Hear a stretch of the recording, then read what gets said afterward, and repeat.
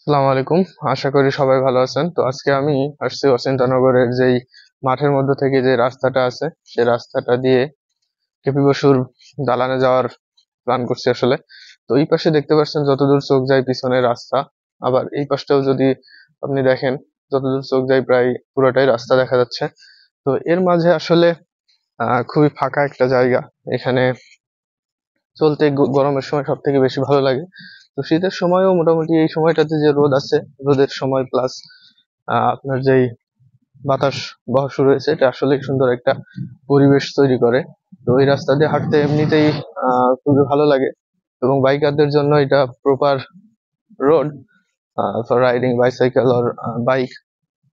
তো আমার সাথে থাকেন, এবং আমি যতদূর যাই দেখানোর চেষ্টা করব যে আসলে এই গ্রামগঞ্জের ভিউ। আশা করি সবার ভালো লাগবে।